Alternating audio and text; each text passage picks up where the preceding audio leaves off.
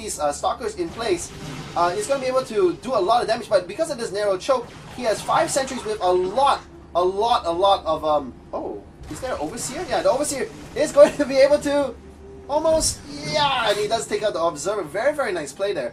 But wow, WhiteRa is going to sneak a little bit of a pylon over here. I think most likely maybe to make a few Zealots over here if Ice decides to take a third and send them into the mineral line. Because remember, Zealots trash mineral lines really, really quickly. They can 3-shot a worker, and they're really, really strong. And if you can sneak them into the base, they're almost like miniature DTs. Well, not miniature, but well, yeah, in miniature in terms of damage, because, oh, and this is a really, really bad spot. You really don't want to fight here because it's a really, really small choke. You want to fight out in the open, but WhiteRa is not giving Ice the chance. And, yeah, wasting a whole bunch of energy. But these sentries, man, they have only 1 sentry uses energy. Everybody else is at almost practically 200. And Ice was actually really, really good that he was able to make sure he wasn't caught. But look at this. Actually, this army is completely trapped on the left side. He is going to try to squeeze over here. And this hatchery is going to go down. What a great force field here. If he funneled his army through that small gap, WhiteRa would have moved his army over here and put one more force field and cut Ice army off in half. This is another very bad spot to fight. Ice cannot afford to fight here. This is such a bad spot. There is one Neuroparasite on this. This Infestor's in the wrong spot. These Infestors need to be throwing down Infested Terrans, because Infested Terrans don't take bonus damage from these Immortals. There are more Neuroparasites, but these Stalkers are just going to town on these Roaches, and these Roaches without any kind of Zergling support is very, very quickly being taken apart.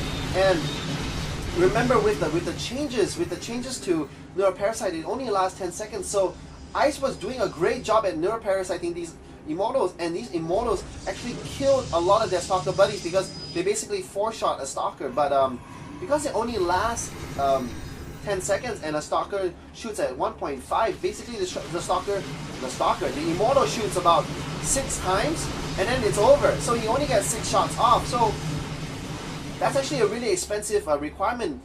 Actually, Ice had, what, 4 Infestors?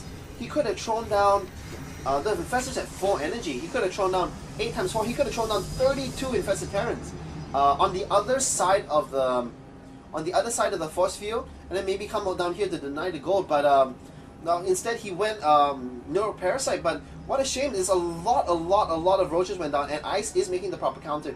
He is making a lot of Zerglings, and Zerglings do excellent against this army composition because Stalkers only do 12 damage. Well, excuse me, they do 10 damage, but they have the +2 attack. They do 12 now, and Immortals do 20 damage because of the +2. They do 24, and yeah, it's just not the right army composition. And we have one more Observer going down. It's just not the right army composition for the Protoss. But if the Protoss can stay inside these narrow chokes, and remember, he still does. No, okay, he lost all his sentries. He's sticking to a very, very Stalker-heavy army. But Ice is behind in terms of income. Looking at the income tab, he does have the same amount of Harvesters, but because they are basically in 2 base, WhiteRa is pulling ahead because he does have the gold. And this is a huge Stalker army. Looking at the army counts, 6,200 versus 3,007. Ice does have Broodlords. He is making 5 Broodlords. He does have a 6th one on the way. The Greatest Spire has been completed for a while. But Zerglings and Broodlords are going to be very good if they can get it. The key thing is going to come down if these Stalkers have Blink. And they, wow, look at that, they do have Blink. So these Stalkers are going to be able to Blink on top of these Broodlords and do a lot of damage. It's going to come down to the placement of these Stalkers. The Stalkers are going to very nice transfuse on this Broodlord. This Broodlord is staying alive, but all the Zerglings in the front go down, and the Stalkers blink underneath the Broodlords, and the Broodlords are falling very, very quickly, and the Queen is taken out. And looking at the armies tab, 4,500 versus basically 700, and this Broodlord is like, wow, FML. Screw my life. Oh my god, what a game! Like, I think wow, how could that gone differently? I think that it really came down to this huge battle. Ice and WhiteRa macroed up really, really strongly. Ice had a lot of Roaches. Now, Roaches do okay against Stalkers, but it was these Immortals that turned the tide of the difference. But they needed something to tank for the Immortals, because the thing is with Immortals, why you want to have Zerglings in the mix is because if the like in this big battle, there were Immortals here and Stalkers, and then there was a Roach army here, and then there was a very nice force field barrier over here. If he had put Ice Infestors here and put Infested Terrans over here, the Immortals, unless WhiteRa individually clicked the Immortal on individual Roaches, would be shooting the Infested Terrans first, and the Infested Terrans would be basically acting as Zerglings, and with 32 quote-unquote Zerglings, Infested Terrans do a lot of damage too. Ice could have turned that tide, but I don't know. WhiteRa did have all those sentries, and he could have just put down another layer of force fields. But what a game! Like very good tech switch by Ice into Broodlords. But the Broodlords needed the Roach support, because you see, if the Roaches were, let's say, go back to this battle, and then Ice had his Roaches. If those Stalkers blinked in, there would have been too many Roaches. The Zerglings would have been in front.